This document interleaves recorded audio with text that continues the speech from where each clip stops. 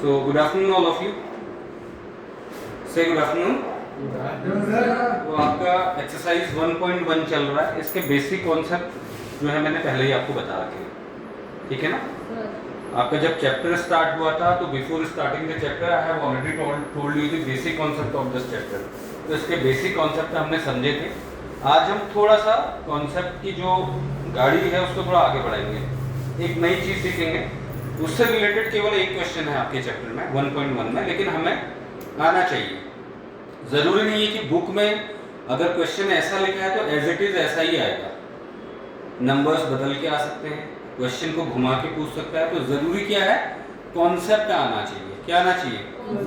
मैंने हमेशा बोला कि concept learning, conceptual based learning होनी चाहिए. कॉन्सेप्ट आने चाहिए, क्वेश्चन अपने आप हो जाते हैं.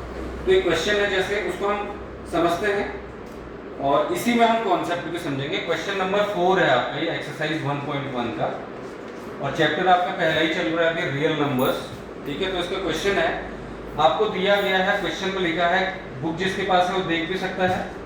गिवन दैट, क्वेश्चन लिखा हुआ आपकी बुक में, गिवन दैट HCF, आपको SCF क्या लिखा हुआ है, SCF 306 and 657, 306 and 657 equal to 9. तो आपसे कह रहा है फाइंड LCM, फाइंड LCM. किसका LCM? इन्हीं नंबर्स का LCM में निकालना है. 306 and 657. अब क्वेश्चन को समझेंगे पहले. देखो, क्वेश्चन नंबर 4 है, चैप्टर नंबर 1, एक्सरसाइज 1.1. क्वेश्चन क्या है? गिवन दैट, गिवन का मतलब दिया गया है. क्या दिया गया है? SCF दो नंबर दिए हैं, 306 and 657. इनका SCF दिया है कितना? 9. आपको क्या दिया गया है? SCF दिया गया है 9. आपसे पूछ क्या रहा है? इन्हीं नंबर्स का LCM निकालो. क्या निकालो? दो मेथड हो सकती है. एक तो LCM निकालना हमको आता है ऑलरेडी, वो जो मेथड हमने सीखी. दो तरीके से आप कर सकते हो. 306 and 657 को लिखा और इसके प्राइम फैक्टराइजेशन किए, जो भी फैक्टराइजेशन आए उनको मल्टीप्लाई कर लिया, जितना आया वो LCM हो गया. एक तरीका तो ये हो गया. ये तो सिंपल मेथड है, LCM जैसे हम नॉर्मली निकालते हैं. तो डिपेंड करता है, अगर देखो एक नंबर या दो नंबर में आएगा क्वेश्चन तो आप इतना बड़ा LCM तो करोगे नहीं. एक नंबर का क्वेश्चन जैसे आ गया, दो नंबर का आ गया, है ना. इफ इट इज ये दो नंबर का क्वेश्चन है तो इतना लंबा मेथड क्यों करोगे? आप सिंपली फॉर्मूला लगाओगे. तो अब हम क्या सीख रहे हैं? हम नया कॉन्सेप्ट सीख रहे हैं. देखो, एक कॉन्सेप्ट है आपकी बुक में, अगर आप पलट के देखोगे, बाद में देख लेना क्लास के बाद. कॉन्सेप्ट क्या है कि जो भी दो नंबर दिए गए हैं, जैसे 306 and 657 दिया गया है, इसका जो भी LCM निकलेगा, लीस्ट कॉमन मल्टीपल, और जो भी SCF निकलेगा, हाईएस्ट कॉमन फैक्टर, इन दोनों का मल्टीप्लिकेशन जो होता है, जैसे फॉर एन एग्जांपल, अभी मैं इस क्वेश्चन को नहीं ले रहा हूँ, क्वेश्चन भूल जाओ थोड़ी देर के लिए. माना कोई दो नंबर है, उनका LCM आ गया 15, उदाहरण के लिए बोल रहा हूँ. SCF आ गया 9, उदाहरण के लिए. अब ये जो LCM निकला किसी भी दो नंबर का, 15 आया, SCF 9 आया, ये किसके बराबर होगा? जिन दो नंबर्स का LCM और SCF आएगा, यानी जो नंबर्स होंगे उनके गुणा के बराबर होगा. ये प्रोडक्ट ऑफ नंबर्स, अभी मैं समझाता हूँ इसको. ये किसके बराबर होगा? Product of numbers. अब इसको इसी क्वेश्चन से समझ लो. मैं कहना क्या चाह रहा हूँ, जैसे ये दो नंबर दिए हैं 306 and 657. अब इनका SCF ऑलरेडी हमको दिया हुआ है, यानी ये वैल्यू हमको दी गई है. कितनी दी गई है? 9. आपने निकालना क्या है? LCM निकालना. अब इस फॉर्मूले में इसको रखेंगे एक बार. देखो, LCM तो आपने फाइंड करना है, तो LCM ऐसे ही आ जाएगा. फॉर्मूला क्या है? LCM गुणा SCF. SCF कितना दिया है? 9 दिया है. SCF की जगह क्या रख देंगे? 9. बराबर क्या कह रहा हूं? Product of numbers. नंबर्स क्या है? 306 और 657 के प्रोडक्ट के बराबर होता है. अब देखो, अब एक क्या आ गया आपका? LCM गुणा 9 बराबर 306 इंटू 657. अब क्या करेंगे? ये आपने सीखा ही है छोटी क्लासेस में. ये मल्टीप्लिकेशन में यहाँ पे 9, जब हमें सिंपली एलसीएम निकालना होगा तो 306 इंटू 657 अपॉन ये 9 कितने में आ जाएगा, अपॉन में आ जाएगा, बट्टे में आ जाएगा, भाग में आ जाएगा। भाई गुणा में है ना, आपने निकालना क्या है, एलसीएम। भाई एलसीएम निकालना है तो मल्टीप्लिकेशन में है, तो यहाँ जाके किस में हो जाएगा, डिवीजन में हो जाएगा, भाग में चला जाएगा। तो बट्टा कितना हो गया, 9। अब इसको सॉल्व कर लो। सॉल्व किसको करना है, 306 इंटू 657 अपॉन 9। अब देख लो कट रहा है, ये तो 3 से कट रहा है, ये कट रहा है, ये भी 3 से कट रहा है। भाई 3 का भागा 306 में भी जाता है, 3 का भागा 9 में भी जाता है। या तो एक सिंपल आप ये करो कि 306 और 657 को पहले गुणा कर लो, लास्ट में भाग दे दो 9 से। एक तरीका तो ये हो गया। एक तरीका होता है काटा पीटी वाला, ठीक है, जैसे ये है 3 3 9, 3 का भागा 9 में कितनी बार आ जाएगा, 3 बार जाएगा। अब यहाँ देंगे 3 कम 3, 0 ऐसी रहेगा, 3 दूना 6 आ गया। अब देखो 3 का भागा क्या इसमें जाता है, 3 दूना 6, 3 कम 3 बचा 2, इसमें भी 3 का पूरा जाता है, यानी 3 से इसको काट लो, 3 दूनी 6, 2 बार क्या, 3 कम 3 बचा 2, 3 नंबर 27, तो यानी 102 गुणा 219। अब इसको मल्टीप्लाई कर लो यहाँ पे, 219 गुणा 102, ये आपका आंसर हो, ये आपका एलसीएम आ जाएगा। 2 9 18, 1 2 2 1 3, 2 दूना 4, 0 0 0, फिर 1 से देंगे 1 9, 1 1 जा 1, 1 2 जा 2, 8 3, 9 4 13 3 हासिल लगाए क्योंकि 2, यानी कितना आ गया 22,338। तो एलसीएम कितना आ गया 22,338। अब ये आपका आंसर सही है या नहीं है कैसे चेक करोगे, भाई यहाँ पे रख दो, एलसीएम की जगह 22,338 रखो, एचसीएफ की जगह 9 आपको दिया ही गया है, इन दोनों का गुणा देखो इतना आ रहा है नहीं आ रहा है, और इन दोनों का गुणा इतना आ रहा है नहीं आ रहा है। हाँ 338 है कि 200 क्या चीज 338 है वो, ठीक है। आई बात समझ में या नहीं आई, नहीं आई नहीं आई ना। अब इसको कैसे क्रॉस चेक करोगे, देखो एलसीएम तो आ गया आपका 22,338। अब इसको फॉर्मूले में रखते हैं, फॉर्मूला क्या है, एलसीएम गुणा एचसीएफ बराबर प्रोडक्ट ऑफ नंबर्स। एलसीएम कितना है 22,338, एचसीएफ दिया गया था कितना 9 बराबर product of its number, number क्या क्या है 306 एंड 657। अब ये जो वैल्यू आएगी गुणा करके वो बराबर किसके आने चाहिए, इन दोनों के, इन दोनों का गुणा बराबर आना चाहिए, कहने का मतलब। देख लेते हैं 22,338 गुणा 9 करते हैं, 8 9 72, 2 7, 9 3 27 और 7 34, 3 9 3 27 और 3 30, फिर 3 9 दूना 18 और 3 21, फिर 2 9 दूना 18 और 2 20, यानी ये आया तुम्हारा 201042। अब देखो क्या ये 201042 आता है नहीं आता है, इन दोनों को गुणा करके कर लो, गुणा करो रफ में 306 एंड 657 को गुणा करो, 42 2 4 7 21, 30 3 15, 36 3 18, जोड़ो 2 की 2, 4 की 4, 6 3 9 1 10 की 0, हासिल लगा 1 2 1 3 5 3 8 8 3 11 की 1, हासिल लगा 1 8 1 9 1 10 की 0, हासिल लगा 201042, 201042, यानी आपका आंसर ठीक है। आ गया नहीं आ गया, बराबर आ गया, आया समझ में या नहीं आया, हाँ भाई उमेश आ गया। फिर समझा देता हूँ एक बार, फिर से देखो इसको भी नोट डाउन कर लेना, कोई बात नहीं, नोट करना कोई बहुत बड़ी चीज नहीं, आपके दिमाग के हार्ड डिस्क में नोट होना चाहिए, कॉपी और में तो नोट होते रहेगा।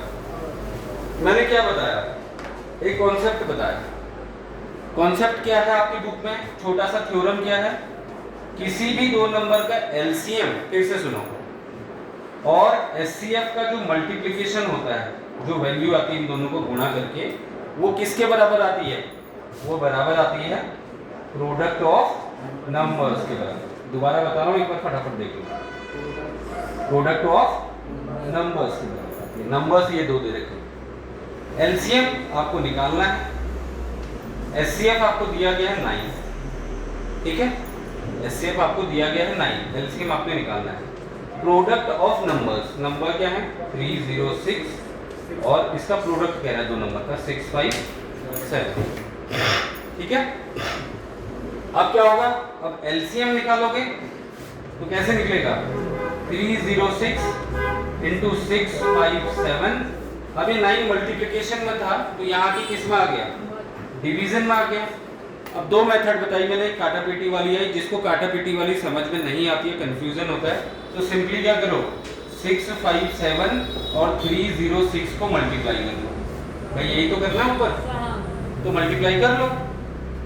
6 7 जा 42, हासिल लगा 4, 6 5 जा 30, 30 और 4 कितना होता है 34, हासिल लगा 3, 6 6 जा 36 और 3 39, ठीक। फिर करो 0 से किसी को भी मल्टीप्लाई करोगे 0 ही रहेगा, क्लियर? यहाँ से लिखेंगे। फिर 3 से करो, 3 7 21, हासिल लगा 2, 3 5 15 और 2 17 के साथ, हासिल लगा 1, 3 6 18 और 1 19।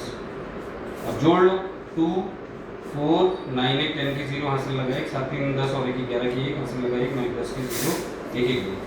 कितना आ गया एलसीएम?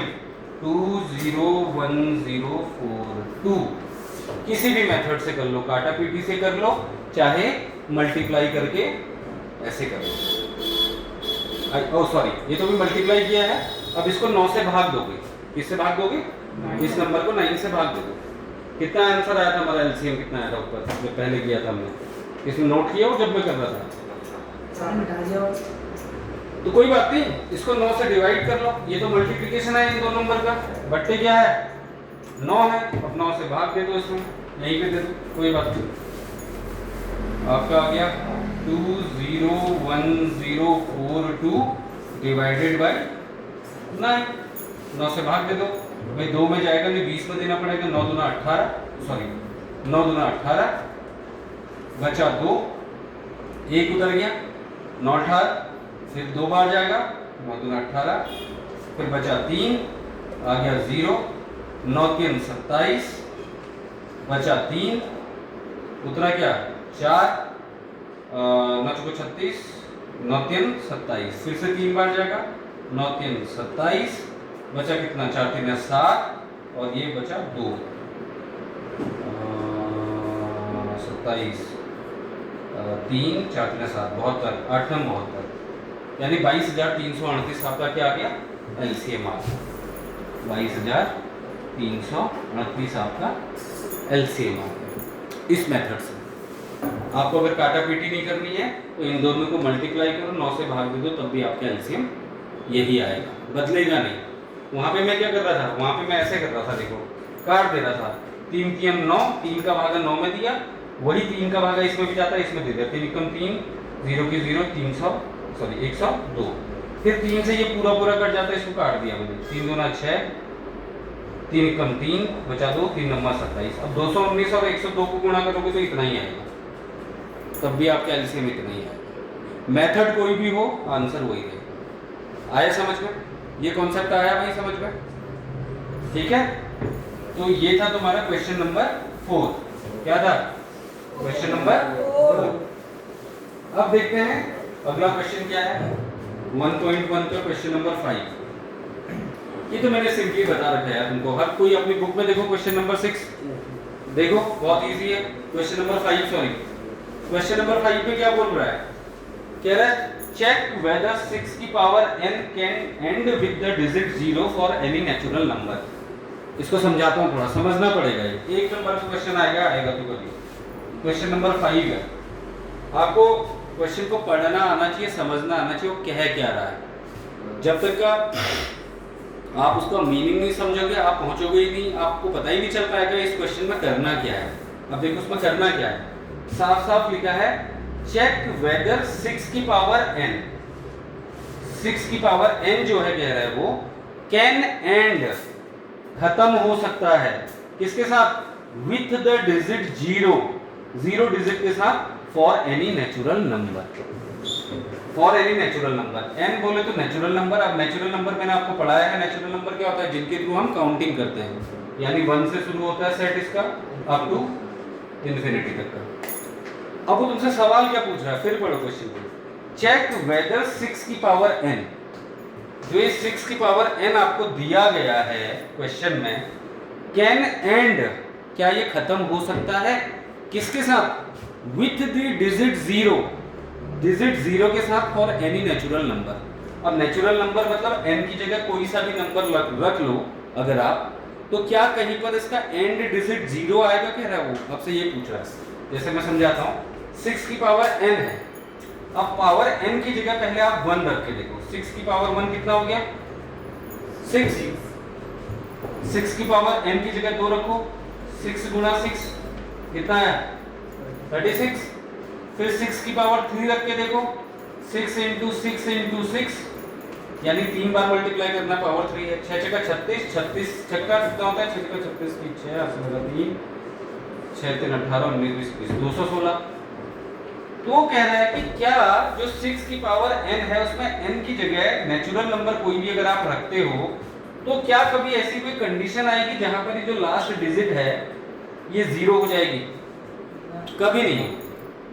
आप मल्टीप्लाई करते जाओ, ये लास्ट में 6 6 6 6 6 6 आते रहेगा, 6 36 6 6 216।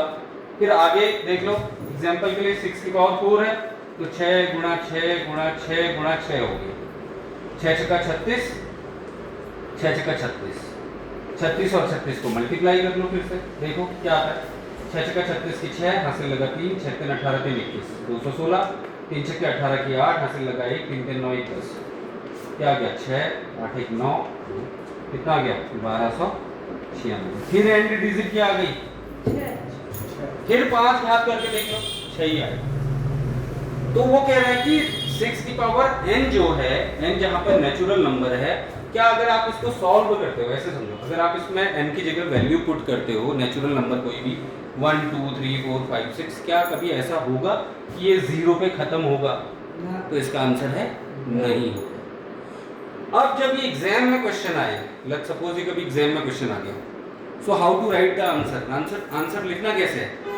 तो आप आंसर कैसे लिखोगे, गिवन दैट, क्या दिया है आपको, गिवन दैट 6 की पावर n, लेट्स सपोज क्या दिया है आपको, 6 की पावर n दिया। अब नीचे से उसकी क्या लिख लोगे, 6 की पावर 1 रखोगे पहले, जब सॉल्यूशन लिखोगे तो 6 की पावर 1 को 6 लिख दोगे, फिर उसके नीचे लिखोगे 6 की पावर 2, उसको 6 गुणा 6 ऐसे लिखोगे 36, फिर नीचे एक एग्जांपल और लिख लोगे 6 की पावर 3, तो उसको लिख लोगे 6 गुणा 6 गुणा 6, जो कि कितना आ रहा है 216।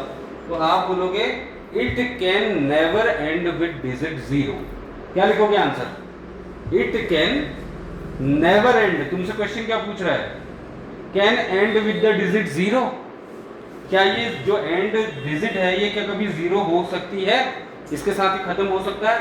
तो आप क्या लिखोगे, it can not and with the digit 0, ये आपका आंसर हो गया। 1 नंबर का सवाल है,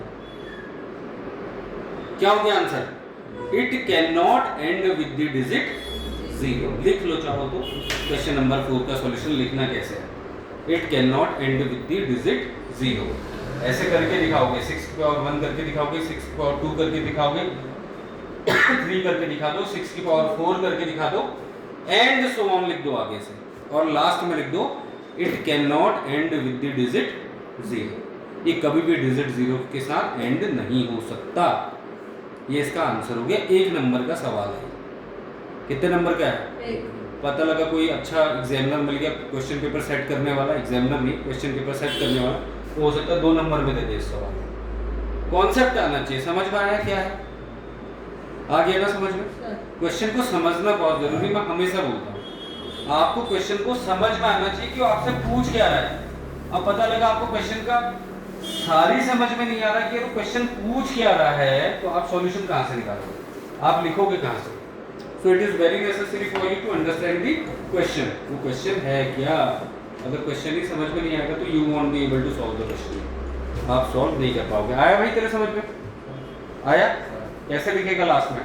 6 की पावर 1, 6 की पावर 2, 6 की पावर 3, 6 की पावर 4 तक कर लो और लास्ट में लिख दो एंड सो ऑन और नीचे लिख दो it can not and with the digit 0।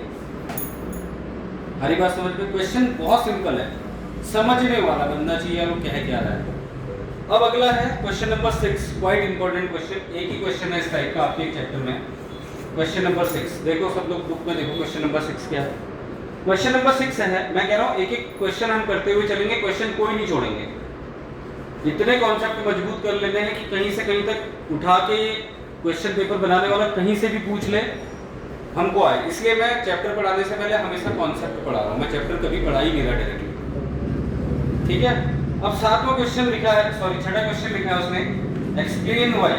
आप लोग देख लो अपनी बुक में लिखा क्या है, एक्सप्लेन वाई। क्या कह रहा है?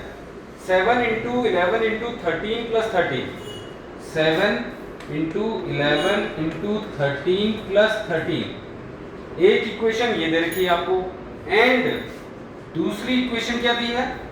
दूसरी इक्वेशन दी है 7 into 6 into 5 into 4 into 3 into 2 into 1 into 5 into 4 into 3 into 2 into 1 plus 5 are composite numbers. अब आपने बताना है कि ये जो दो नंबर दिए हैं ये क्या है? कंपोजिट नंबर है। अब इसको सॉल्व करने के लिए भाई पहले सबसे पहले आपको कंपोजिट नंबर पता होने चाहिए होते क्या हैं, जो मैंने आपको बताए हैं। इसलिए मैंने हमेशा बोलता हूँ मैं चैप्टर कभी नहीं कराता। हमने स्टार्ट किया था नेचुरल नंबर से, याद है? नेचुरल नंबर, फिर होल नंबर, फिर इंटीजर, फिर रेशनल नंबर, फिर इरेशनल नंबर, फिर रियल नंबर। तो मैंने समझाया भी था रेशनल नंबर सबका बाप है, वो सबसे बड़ा है उस सीरीज में। फिर इरेशनल पढ़ा था, फिर क्या पढ़ा था? फिर प्राइम नंबर पढ़ा था, को प्राइम पढ़ा था, कंपोजिट पढ़ा था। तो कंपोजिट नंबर सिद्ध तभी तो करोगे कि ये कंपोजिट नंबर है जब आपको पता होगा कि इसमें करना क्या है, कंपोजिट नंबर होता क्या है। तो मैंने वहां पे क्या बताया था? कंपोजिट किसका उल्टा है? प्राइम का उल्टा है। किसका उल्टा है? प्राइम का उल्टा है। प्राइम नंबर क्या होता है सबसे पहले ये समझना जरूरी है, जिनको नहीं पता ऑनलाइन बच्चे भी जो हमारी वीडियोस देखते हैं उनके लिए भी मैं एक बार बोल दे रहा हूँ।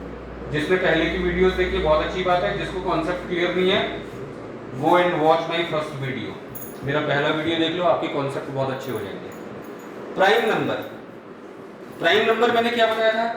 प्राइम नंबर मैंने बताया था कि ऐसे नंबर जो या तो खुद से डिवाइड होते हैं या फिर 1 से डिवाइड होते हैं। यही बोला था मैंने।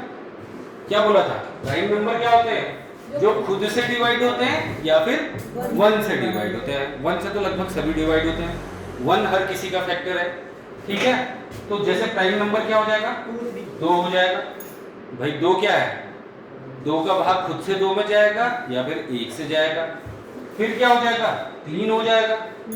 3 क्या है? या तो खुद से जाएगा या 1 से जाएगा। 4 नहीं हो सकता, 4 प्राइम नंबर नहीं होगा क्योंकि उसका भाग 2 से जाता है। फिर 5 हो गया, फिर 7 हो गया, फिर 11 हो गया, फिर 13 हो गया, फिर 17 हो गया। इस तरीके से आई होप आपको ये कॉन्सेप्ट क्लियर होगा। ये होता है प्राइम नंबर। अब मैंने कंपोजिट नंबर की डेफिनेशन बताई थी कि जो भी नंबर प्राइम नंबर नहीं है वो नंबर आपका कंपोजिट नंबर है। अब जैसे कंपोजिट नंबर आपको लिखने हैं, मैं थोड़ा सा टॉपिक से हट के चल रहा हूँ अभी समझाने के लिए। तो कंपोजिट नंबर क्या हो गया? कंपोजिट नंबर हो गया इसका मतलब 4, कंपोजिट नंबर हो गया 6, कंपोजिट नंबर हो गया 8, कंपोजिट नंबर हो गया 9, कंपोजिट नंबर हो गया 10, कंपोजिट नंबर हो गया 12 एंड सो ऑन। जिसका खुद के अलावा किसी और से भी भाग जाता है। 2 का भाग जाता है, 2 और 3 का जाता है, 2 और 4 का जाता है, 3 का जाता है और खुद का तो जाता ही जाता है, 2 का जाता है, 5 का जाता है, 2 का जाता है, 3 का जाता है, 4 का जाता है, 6 का जाता है। ये सब कंपोजिट नंबर। अब यहाँ से मैंने लिखे क्यों है, अब मैं समझा देता हूँ। अब यहाँ से प्राइम नंबर की डेफिनेशन क्या आई? देखो प्राइम नंबर की डेफिनेशन क्या आई? अगर आप 2 के फैक्टर करो, 2 एक प्राइम नंबर है, तो 2 के फैक्टर करो तो क्या निकलेंगे? 2 एकम 2, यही पे खत्म हो गया है। या फिर ज्यादा में ज्यादा 1 एकम 1, 1 तो सभी का है, तो यानी इसके फैक्टर क्या हो गए? 2 into 1। सिमिलरली 3 के निकालोगे 3 into 1, 5 के निकालोगे 5 into 1, 7 के निकालोगे 7 into 1। यही तो फैक्टर हुए। यहां से हमें एक बात समझ में आई कि जो भी प्राइम नंबर होगा जो भी प्राइम नंबर होगा उसके केवल 2 फैक्टर होंगे। कितने फैक्टर होंगे? एक खुद में वो होगा और एक होगा। जो भी कंपोजिट नंबर होगा उसके 2 से ज्यादा फैक्टर होंगे। अब 4 का निकालो भाई, 2 दूना 4, 2 एकम 2, यानी इसके फैक्टर क्या हो गए? 2 इंटू 2 इंटू 1 तो है ही है, इसके फैक्टर क्या आ गए? 2 से ज्यादा आ गए, 3 फैक्टर आ गए इसके। आई बात समझ में? कितने फैक्टर आ गए इसके? 3 फैक्टर आ गए। कंपोजिट नंबर कोई सा भी उठा लो, 9 उठा लो, 9 कंपोजिट नंबर है। 3 3 9, 3 एकम 3 और 1 तो है ही है, यानी इसके फैक्टर कितने हो गए? 3 इंटू 3 इंटू 1। इसके भी 2 से ज्यादा, तो जिसके भी 2 से ज्यादा फैक्टर आएंगे वो क्या हो जाएगा आपका? Composite number. जिसके सिर्फ 2 फैक्टर आएंगे वो क्या हो जाएगा? और 2 फैक्टर कौन से होंगे? एक खुद होगा और एक होगा। यहाँ तक क्लियर है? अब करते हैं इस सवाल को। इतनी बड़ी कहानी इस क्वेश्चन के लिए बताई मैंने, अब समझते हैं फिर। अब हमें प्रूव करना है भैया ये दोनों जो नंबर दिए कंपोजिट नंबर है। कंपोजिट नंबर अब कैसे प्रूव करेंगे? अब तो मैंने कहानी बता दी, अब कोई दिक्कत आ रही नहीं चाहिए। लिखो पहला नंबर क्या है? 7, सॉल्यूशन है 7 इंटू 11 इंटू 13 प्लस 13। इसको सॉल्व करेंगे, पहले करते हैं। ऐसे लिख लो 11 सत्ते 77, 77 इंटू 13 प्लस 13। अब 77 इंटू 13 कर लो पहले रफ में। भाई 3 सत्ता 21 की 1 हासिल लगा दो, 3 सत्ता 21 और 2 23, 1 सत्ते 7, 1 सत्ते 7 जोड़ लो, 1 7 में 10 की 0 हासिल लगा 1 7 2 9 और 1 10। इसका क्या आ गया? 1001 प्लस 13, यानी ये कितना हो गया? 1013। इसमें 13 जोड़ लोगे ना, ओ सॉरी 1014, 3 1 4 1 0 1। इसका आंसर आ गया ये। अब तुम्हें प्रूव करना है कि ये कंपोजिट नंबर है। मैंने क्या बोला? कंपोजिट नंबर होगा तो फैक्टर 2 से ज्यादा होंगे। निकालो इसके फैक्टर। 1014 के फैक्टर करो भाई, करो। पहले सबसे पहले किससे देंगे? 2 से देंगे, 4 आया है एंड में। सम संख्या इवन नंबर, 2 पंजे 10 और पूरा चला गया 0 आ गया, 2 सत्ते 14। कितना है? करो सब लोग अपनी नोटबुक में करो, मैं तो कर ही लूंगा, मेरा छोड़ो, आप लोग करो फटाफट। इसके फैक्टर निकालो, देखो कितने आ रहे हैं। 2 से ज्यादा आएंगे, 2 से ज्यादा फैक्टर आएंगे इसके, देखो करो फटाफट, क्विकली, फटाफट होना चाहिए, फिर ये चैप्टर तुम्हारा कंप्लीट होने वाला है। करो फटाफट, कर भाई फटाफट करो, फैक्टर बना इसको। अब नंबर क्या है? 507। यहाँ पे दिक्कत आएगी आपको, यहाँ पर आपको दिक्कत आएगी। करो लेकिन कोशिश करो, कैसे होगा?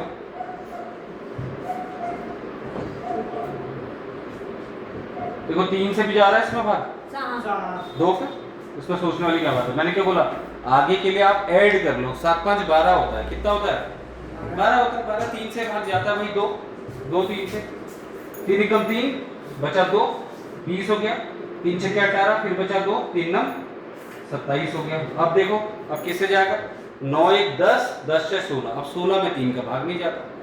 अब मैंने बोला था जब ऐसी सिचुएशन आ जाएगी ना 2 से जा रहा है, ना 3 से जा रहा है, ना 5 से जा रहा है, तो मैंने परसों भी बताया था, कल तो हमारा वी आर सो सॉरी हम कल लेक्चर कर नहीं पाए, वो जो भी रीजन रहा।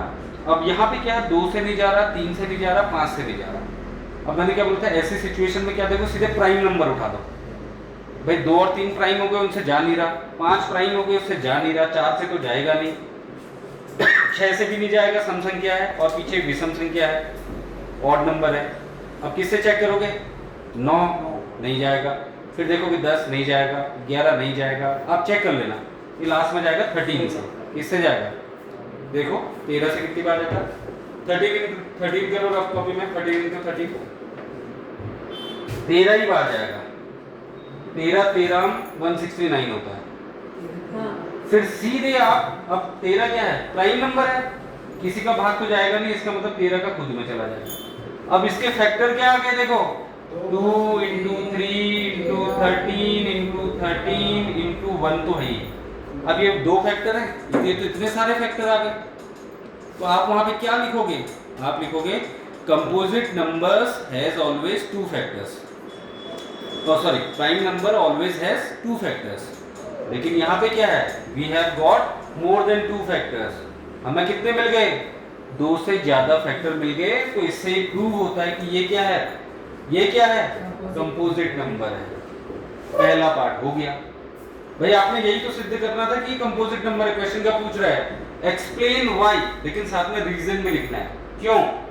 एक्सप्लेन व्हाई ये जो दो नंबर है ये पहले तो प्रूव करना है कि कंपोजिट नंबर हैं। कंपोजिट नंबर आपने प्रूव कर दिया कि भाई इसके दो से ज्यादा फैक्टर आए हैं। आप क्या लिखोगे, कर लो इसको, मैं लैंग्वेज लिखा देता हूँ। कर लिया, आप साथ में क्या लिखोगे, हियर वी गॉट, हमें मिले कितने, मोर देन टू फैक्टर्स। अब जब दो फैक्टर से ज्यादा फैक्टर मिल गए तो दैट मीन्स ये क्या है, एक कंपोजिट नंबर है। ये y का आंसर हो गया। If we are getting more than two factors of any number, अगर हम किसी भी नंबर के दो नंबर से ज्यादा फैक्टर मिल रहे हैं हमें, दैट मीन्स वो क्या है, कंपोजिट नंबर। सिमिलरली इसको सॉल्व करो, इसको निकाल लो, निकाल लोगे। अब इसको प्रूव करना है तो इसको करो सॉल्व, करो इसको सॉल्व करो, दूसरे नंबर को प्रूव करो कि कंपोजिट नंबर है। कैसे करोगे, मल्टीप्लाई करो फटाफट इनको, और फिर लास्ट में जो भी मल्टीप्लिकेशन आ रहा है उसमें 5 जोड़ दो और उसके फैक्टर कर लो। दूसरा पार्ट आ गया, एक नंबर तो हमने प्रूव कर दिया कि भाई ये कंपोजिट नंबर है, पहला वाला, ये वाला तो हमने प्रूव कर दिया कि ये कंपोजिट नंबर है। अब इसकी बारी आई, ये नंबर क्या है, 7 × 6 × 5 × 4 × 3 × 2 × 1 + 5। अब देखो कैसे करोगे, दिमाग से काम लोगे। इतना लंबा गुणा करने से जो जो आपस में गुणा हो रहे हैं, जो आपको आते हैं फटाफट कर लो। देखो 7 छक्का 42, 42, इनको 7 कर लिया, 5 छक्को 20, 3 दूना 6, 6 में 1 गुणा करोगे 1 ही आएगा, +5। अब कर लो भाई, 42 दूना कितना होता है, 2 दूना 4, 2 छक्का 8, इन दोनों का गुणा हो गया 840 गुणा 6 +5। ठीक, अब इसको कर लो, 6 0 0, 6 छक्को 24 के 4, हासिल लगा 2, 6 8 39 और 2 50, 5040 + 5, यानी ये आ गया तुम्हारा 5045। कितना आ गया, 5045। अब 5045 के फैक्टर करके देख लो भाई, देखो 5 से दो, क्योंकि लास्ट में 5 आया है तो 5 से दे दो पहले, 5 × 5 0 0, 5 × 45, क्योंकि पूरा चला गया। अब क्या आ गया, 9। अब देखो किसका भाग जाएगा, मैंने कर रखा ऑलरेडी, अब नहीं जाएगा। ये क्या है, यहाँ पे थोड़ा सा दिमाग लगाना, ये प्राइम नंबर है। क्या है, 1009 क्या होता है, 1009 क्या होता है, प्राइम नंबर होता है। प्राइम नंबर है तो अब किसी का भाग नहीं जाएगा, खुद का भाग जाएगा। किसका जाएगा, खुद का भाग जाएगा। तो देंगे 1009 1 जा 1009। अब फैक्टर क्या आ गए, 5 × 1009, और एक फैक्टर 1 तो है ही। तो यहाँ पे क्या आ गए, 2 से ज्यादा फैक्टर आ गए। कितने फैक्टर आ गए, 2 से ज्यादा फैक्टर आ गए। तो 2 से ज्यादा फैक्टर आ गए तो दैट मीन्स ये क्या हो गया, कंपोजिट नंबर हो गया। क्या हो गया, कंपोजिट नंबर हो गया। कंपोजिट नंबर की डेफिनेशन ही वही है कि भाई जिसके फैक्टर 2 से ज्यादा आएंगे, और प्राइम नंबर होगा तो केवल 2 फैक्टर आएंगे। प्राइम नंबर होगा तो there could be only 2 factors, and if it is a composite number then there would be more than 2 factors, वहां पे 2 से ज्यादा फैक्टर। तो ये भी प्रूफ हो गया। क्या हो गया, ये भी प्रूफ हो गया आपका। आगे बात समझ में आया, समझ में आया भाई, समझ में आया, क्या समझ में आया बताओ, क्या समझ में आया। कंपोजिट नंबर प्रूफ करना है तो सबसे पहले आपको कंपोजिट नंबर पता होना चाहिए कि भाई कंपोजिट नंबर वो होता है, एक पहली चीज तो लेमन डेफिनेशन ये होगी, लेमन लैंग्वेज में बोलोगे जो प्राइम नंबर नहीं है वो कंपोजिट नंबर है। अब प्राइम नंबर क्या है फिर, जिसके 2 फैक्टर होते हैं, या तो खुद होता है या 1 होता है। यानी कंपोजिट नंबर अगर आपको प्रूव करना है तो क्या होगा, इसका मतलब उसके फैक्टर 2 से ज्यादा आएंगे।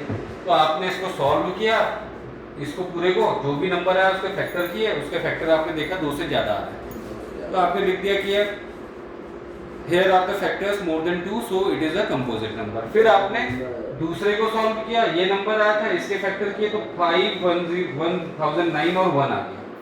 तो आपने बोला यहाँ भी फैक्टर क्या है, 2 से ज्यादा है। 1 तो है ही है ना, 1 तो हर किसी में है, तो यहाँ पे 3 फैक्टर आ गए, तो 3 फैक्टर आ गए तो क्या हो गया, कंपोजिट नंबर हो गया। भाई 2 ही फैक्टर होने चाहिए, प्राइम नंबर के लिए 2 होने चाहिए। आपने प्रूफ क्या करना है, कंपोजिट नंबर करना है।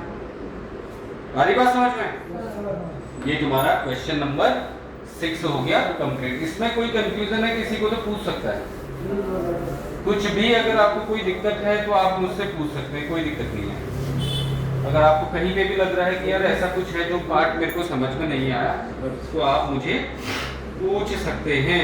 अगला क्वेश्चन बहुत अच्छा है, क्वेश्चन नंबर 7 एक्सरसाइज 1.1 का लास्ट क्वेश्चन है। कौन सा है? पढ़ो क्वेश्चन को, क्वेश्चन को पढ़ो। There is a circular path, कह रहा है वो, क्या कह रहा है? There is a circular path around the sports field.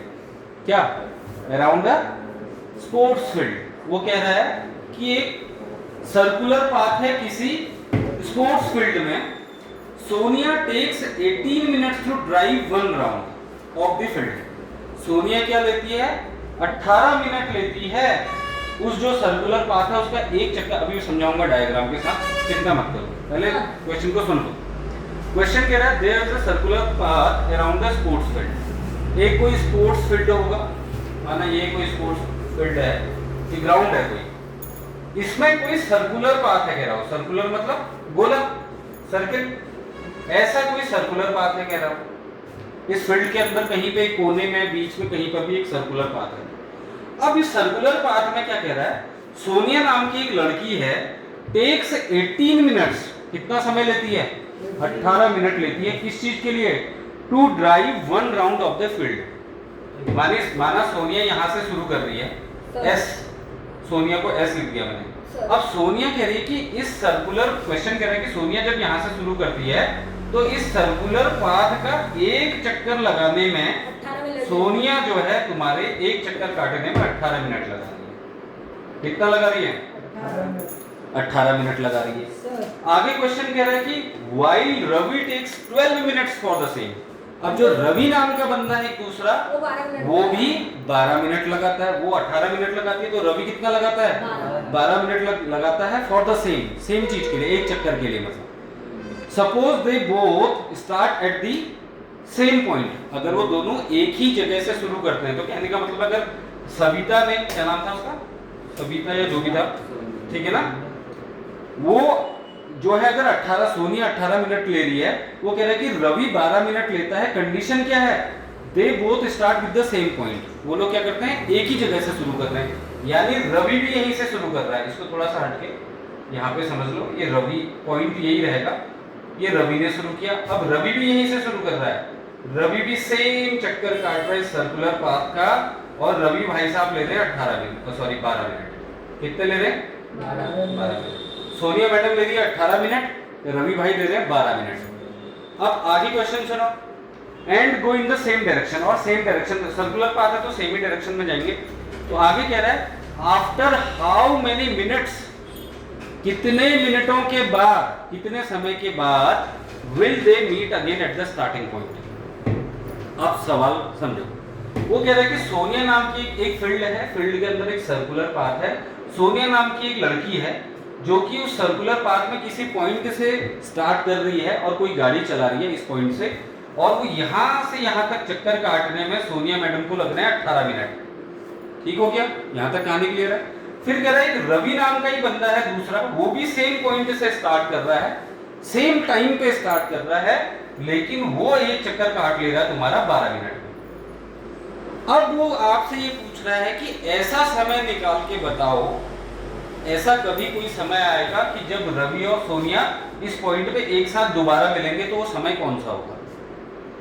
भाई शुरू में तो मिलेंगे नहीं 12 मिनट या 18 मिनट, 6 मिनट का गैप तो ऐसे ही हो गया। अरे बात समझ में? ऐसा समय निकालो कि जब ये दोनों आपस में दोबारा से इस पॉइंट पे मिल रहे होंगे। अब मैं दूसरा उदाहरण देता हूँ, मैंने पहले भी दिया था। ये है कुलदीप, यंग चैप लड़का है, एनर्जेटिक है, पतला है, चुस्त दुरुस्त है, आप में से कोई भी। एक मैं हूं, हमने रेस लगाई यहां से, ये हमारा स्टार्टिंग पॉइंट है, यहां से हमने निकल के जाना है चौराहे तक, वहां तक। अब कुलदीप भी भाग रहा है, मैं भी भाग रहा हूं, या और भी भाग रहे हैं। अब मैं यहां से चौराहे जाऊंगा और चौराहे से वापस आऊंगा तो मेरे को ज़्यादा समय लगेगा, माना मेरे को आधा घंटा लगा। कुलदीप वही काम को 15 मिनट में कर दे रहा है, यहाँ से चौराहे जा रहा है, चौराहे से वापस इसी पॉइंट पर आ जा रहा है। अब सवाल ये पूछ रहा है कि ऐसा कोई समय होगा कि जहाँ पर हमारी दोबारा इसी स्टार्टिंग पॉइंट पे भेंट होगी? ऐसा कोई समय होगा? शुरू में तो नहीं होगा भाई, इसको 15 मिनट लग रहे हैं, मुझे 30 मिनट लग रहे हैं, तो एक चक्कर में तो होगा नहीं भाई, गैप आ गया 15 मिनट का। यहाँ देखो 6 मिनट का, फिर दूसरा चक्कर काटा, वहाँ पे थोड़ा सा गैप बढ़ेगा घटेगा, ऐसा कुछ चलेगा। तो कह रहे ऐसा टाइम बताओ कि जहाँ पर टाइम कॉमन हो और ये दोनों इसी पॉइंट पे दोबारा मिल जाए। अब मैंने क्या बोला था, देखो क्वेश्चन रिलेटेड है एलसीएम और एचसीएफ से। किससे रिलेटेड है? एचसीएफ से। एचसीएफ नहीं निकालना है, क्यों? रीजन बताता हूँ। एचसीएफ हाईएस्ट, नाम इसका हाईएस्ट कॉमन फैक्टर है, लेकिन हमेशा ये छोटा नंबर आता है। एचसीएफ हमेशा क्या आता है? छोटा नंबर आता है, स्मॉल नंबर आता है। और एलसीएम हमेशा क्या आता है? बड़ा नंबर आता है, बिग नंबर। अब यहाँ पर क्या होगा, अब अगर आप समय के हिसाब से कैलकुलेट करो, टाइम के हिसाब से 6 मिनट का डिफरेंस पहले ही आ रहा है, तो अगर आपको टाइम कैलकुलेट करना है, ऐसा कौन सा टाइम हो सकता है कि जब ये दोनों मिले, तो आप क्या निकालोगे भाई? टाइम गैप ज्यादा है तो बड़ा नंबर निकालोगे, तो आप सिंपली क्या निकाल दोगे? 12 और 18 का एलसीएम निकाल दोगे। निकालो 12 और 18 का एलसीएम, सिंपल सा है। रुको यही देख लो, 2 छक्के 12, 2 9 18, फिर 2 से 2 2 3 6, 9 की 9, 3 से 2 3 एकम 3, 3 की 9, फिर से 3 से दोगे 1 और 1, यानी क्या आ गया? 2 इंटू 2 इंटू 3 इंटू 3, या इंटू 1 भी लिख लो। तो 2 दूना 4, 2 दूना 4, 4 3 12, 12 3 36, 36 गुणा 1 36, यानी 36 मिनट लगेंगे। 36 मिनट के बाद ऐसा कोई समय आएगा कि जब ये दोनों सेम पॉइंट पे मिलेंगे। 36 मिनट के बाद। आधी बात समझ में? क्वेश्चन बहुत इजी है, question is quite easy, but the problem is कि क्वेश्चन में कह क्या रहा है, ये समझना बहुत जरूरी है। क्वेश्चन तो बहुत सिंपल है, आपको एलसीएम निकालना है, कुछ भी नहीं करना है भाई। बड़ा नंबर निकालना ना भाई, एचसीएफ निकालोगे तो छोटा नंबर आ जाएगा भाई। 12 और 18 का एचसीएफ निकालो, 12 का निकालो पहले, 2 6 3 1, इसका अगर 2 इंटू 2 इंटू 3, अब निकाल लो 18 का 9 3 3, इसका आगे तुम्हारा 2 इंटू 3 इंटू 3। अब कॉमन क्या है? 1 2 ये आ गया, 1 3 ये आ गया, यानी एचसीएफ कितना आ गया? 2 इंटू 3 6 आ गया। अरे 6 मिनट का तो डिफरेंस ही है, तो एचसीएफ कैसे हो जाएगा? एलसीएम होगा, बड़ा नंबर। अरे बात समझ में? क्वेश्चन में करना कुछ भी नहीं है, बहुत सिंपल क्वेश्चन है। कॉन्सेप्ट को समझना जरूरी है कि यार आपको पता भी तो होना चाहिए ना, एलसीएम निकालना है। वो कैसे समझोगे जब आपको पता है कि बड़ा नंबर निकालना है? इसीलिए हमने स्टार्टिंग कहाँ से की थी? नंबर सिस्टम में नंबर से की थी, फिर एलसीएम सीखा, फिर एचसीएफ सीखा, फिर प्राइम फैक्टराइजेशन सीखा। अरे बात समझ में? तो यहाँ पे आपकी एक्सरसाइज 1.1 खत्म हो जाती है, ठीक है? एक्सरसाइज 1.1 आपकी यहाँ पे खत्म हो जाती है। अब बढ़ना है एक्सरसाइज 1.2 पे। किस पे जाना है?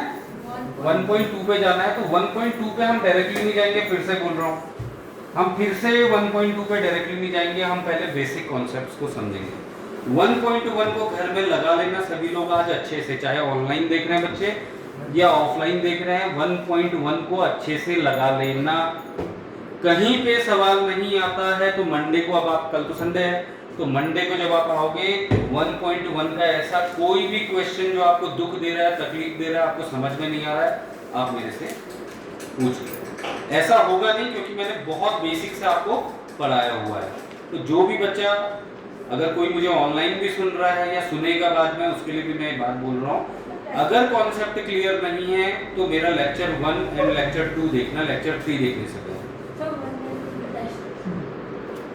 लेक्चर 3 देखने से पहले लेक्चर 1 और लेक्चर 2 देख लोगे तो आपका बेसिक कॉन्सेप्ट बहुत अच्छा हो जाएगा।